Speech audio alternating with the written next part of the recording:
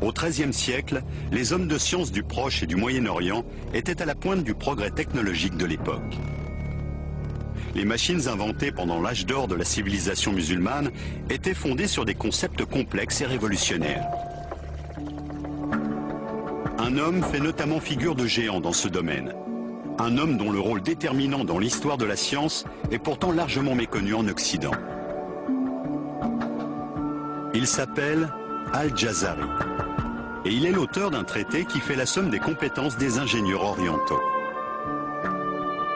Sans son livre de la connaissance des procédés mécaniques, dans lequel il décrit les grandes inventions de son époque, 500 ans de progrès technologiques seraient tombés dans l'oubli. Une précieuse copie du manuscrit d'Al-Jazari est conservée au célèbre musée de Topkapi à Istanbul. Écrit en 1206, cet ouvrage contient les plans de nombreux dispositifs qui sont aujourd'hui encore à la base de l'ingénierie moderne. Al-Jazari était originaire du nord de l'Irak. C'était un ingénieur extrêmement doué qui a vécu à la charnière du XIIe et du XIIIe siècle. Al-Jazari habitait l'une des régions les plus chaudes de la planète. Il était donc particulièrement sensible au problème de l'approvisionnement en eau. Il s'est tout naturellement consacré à la mise au point d'une série de machines extraordinaires dont le but était de faciliter la vie des hommes et des femmes qui peuplaient ces contrées souvent arides. On trouve ainsi, parmi ses inventions les plus remarquables, plusieurs systèmes destinés à remonter l'eau des profondeurs de la Terre. Le plus étonnant, c'est que bon nombre de ces machines fonctionnaient déjà sur les principes que ceux qu'on applique actuellement. Il est parti des techniques traditionnellement utilisées pour puiser l'eau et il a cherché à les améliorer. Jusqu'alors, la plupart des systèmes de pompe, comme le chadouf, fonctionnaient grâce à la force de l'homme ou de l'animal. Le génie d'Al-Jazari a consisté à remplacer cette force par des mécanismes entièrement automatiques, utilisant l'eau comme source d'énergie. L'une de ses inventions les plus singulières est connue sous le nom de système de pompage numéro 3. On a longtemps cru que cette machine compliquée n'avait jamais existé, qu'il s'agissait uniquement d'une idée sortie de l'imagination du grand homme. Mais une récente découverte tend à prouver le contraire. On a en effet retrouvé à Damas, en Syrie, les vestiges d'une roue à eau qui fonctionnait manifestement selon les principes définis dans le manuscrit d'Al-Jazari. Al-Jazari était un constructeur extrêmement doué. Il ne se contentait pas de décrire des machines, il les construisait vraiment. Réalisée au XIIIe siècle, cette machine hydraulique a fonctionné pendant plus de 700 ans. Une belle preuve de la qualité de sa conception. Elle a notamment servi à alimenter en eau un hôpital du quartier jusque dans les années 1970. Al-Jazari revenait souvent sur son travail, améliorant sans cesse ses plans. Ce remarquable dispositif est une application concrète de son troisième projet de système de pompage. Il fait appel à un système complexe d'engrenage que l'on retrouve souvent ailleurs dans son œuvre. Dans son livre, Al-Jazari explique que son système de pompage fonctionne théoriquement avec une série de palettes creuses. L'eau est censée tomber d'une certaine hauteur sur les palettes, entraînant la rotation de la roue, qui actionne à son tour un système de pignons et d'axes, qui met en mouvement les récipients chargés de remonter l'eau. Cette machine fonctionne selon les mêmes principes de base, sauf que l'énergie n'est pas produite par une chute d'eau verticale, mais par la force horizontale du courant. Actionnée par des pièces de bois horizontales, la roue tourne, entraînant un ensemble d'engrenages et de pignons qui permettent de faire monter l'eau dans la tour. L'eau était ainsi acheminée jusqu'au sommet de l'édifice, à une douzaine de mètres de hauteur. 3 pièces de bois qui faisaient partie du dispositif ont été conservées. Une grande roue dentée horizontale était couplée avec une autre roue dentée, verticale celle-là, qui entraînait un ensemble de chaînes et de seaux reliés à une poulie. L'eau était ainsi montée par les seaux jusqu'au sommet de la tour, où elle était déversée dans un aqueduc directement relié à l'hôpital voisin. Cet ensemble, étonnamment bien conservé, est un bel exemple de réalisation technologique ancienne destinée à améliorer le quotidien de la population.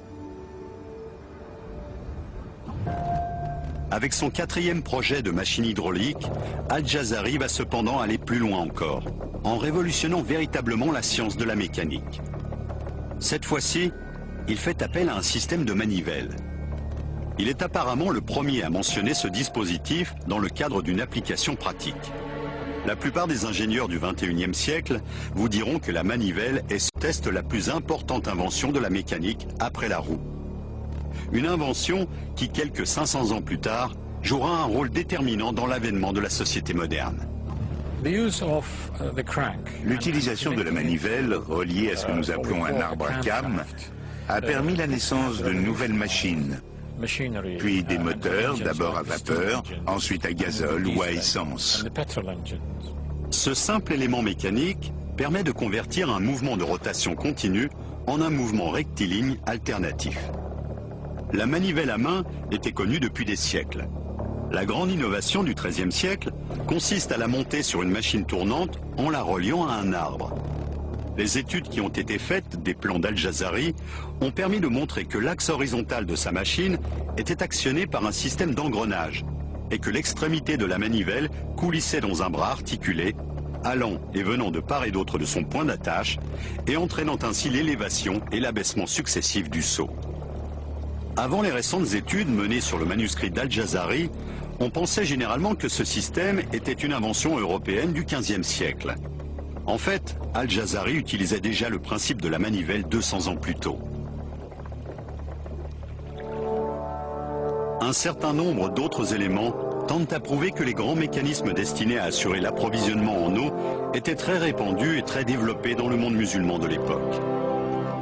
Les norias, ces grandes roues à eau entièrement automatisées que l'on rencontre encore dans beaucoup de pays, en sont peut-être l'exemple le plus remarquable.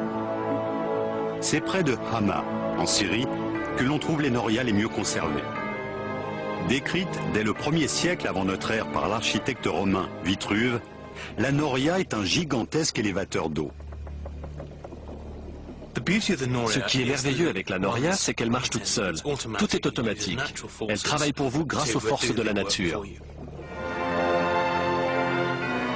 Ces machines géantes étaient conçues pour remonter près de 100 litres d'eau par minute. Ces vestiges du passé nous donnent une idée de ce que pouvaient être les norias à l'époque où elles étaient omniprésentes dans le paysage du Moyen-Orient. C'est une roue à eau munie de compartiments ou de seaux répartis à la périphérie et de pales sur le bord extérieur. Cette roue est mue par le courant et l'eau est puisée par les seaux lorsqu'ils passent dans la rivière. L'eau pénètre dans chaque récipient, puis est remontée jusqu'au sommet de la roue où elle se déverse dans une tranchée ou un conduit ouvert. La plus grande roue encore en place mesure une vingtaine de mètres de diamètre et possède 120 seaux répartis sur tout son périmètre. Les plans étonnants que nous a laissés Al-Jazari et les magnifiques roues à eau géantes qui continuent de tourner ici ou là dans certains pays musulmans témoignent de l'extraordinaire développement technologique que ce monde connaissait au Moyen-Âge. Il existe cependant bien d'autres machines nées en Orient dont certaines étaient tellement en avance sur leur temps que les historiens ont longtemps douté qu'elles aient jamais existé.